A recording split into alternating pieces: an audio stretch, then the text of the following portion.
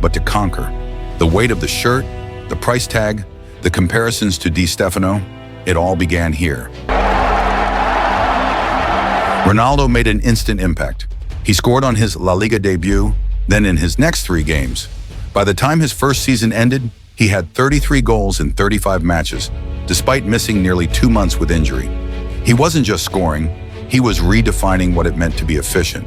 Left foot, right foot, headers, long-range thunderbolts, free kicks. There was no area of weakness. In his second season, he took it up a notch. 53 goals, including 40 in La Liga, a record at the time. He ended the campaign with a Copa del Rey triumph, scoring the winner against Barcelona in extra time with a towering header. The Bernabéu, long used to legends, was witnessing something different. A man who didn't just want to entertain, he wanted to dominate every game, every stat, every season. We want to talk about a couple of individual players. You obviously worked with Cristiano Ronaldo at the absolute peak. Can you talk to me about what it was like coaching that specimen on a day-to-day? But Cristiano, you know him as well as I know, and almost in consecutive years. Motivation, you don't need to give him. Ambition, responsibility, you cannot give him. Technically, you cannot give him. It's just to give some tactical adjustments and let the guy happy, like you say. The 2011-12 season saw Ronaldo team up with Jose Mourinho to produce one of the most dominant La Liga campaigns in history. Real Madrid scored 121 league goals, won 32 games, and shattered the 100-point barrier.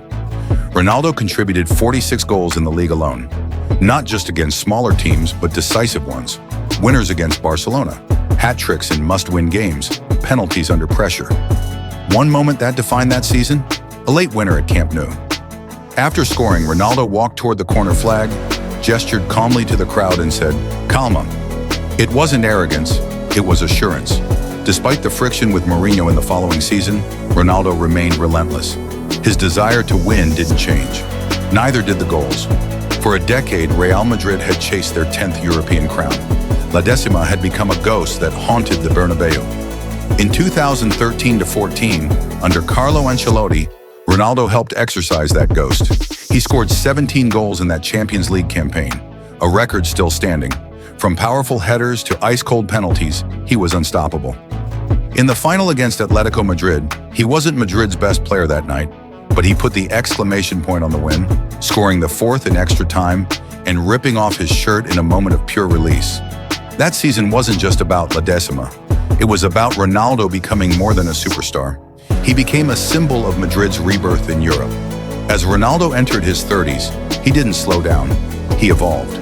The stepovers and sprints down the wing became rarer. But what replaced them was even more devastating. Movement, timing, precision. With Benzema and Bale, the BBC was born. Benzema would drop deep to connect play, Bale would stretch the field, and Ronaldo would become the ruthless final touch. Under Ancelotti and later Zidane, Ronaldo turned into a pure goal machine, often scoring with 1 or 2 touches inside the box. He didn't need to run past 5 defenders anymore. He just needed half a second. In 2015 alone, he scored 61 goals, more than most strikers manage in a career peak. And he did it while adjusting his style, prioritizing endurance and efficiency over flair.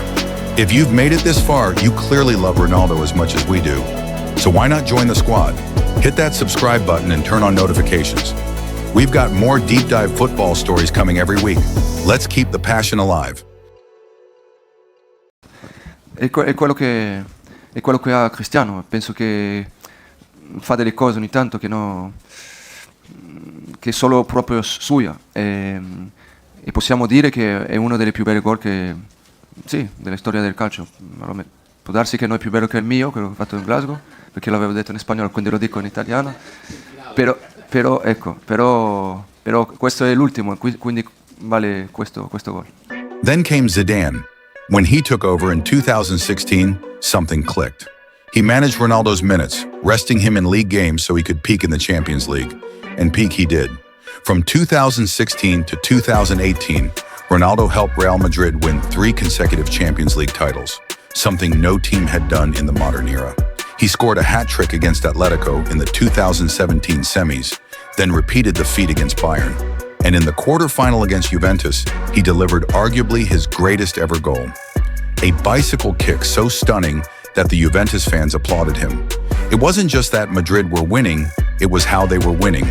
Ruthlessly, reliably, repeatedly. And Ronaldo was the man carrying them across the finish line.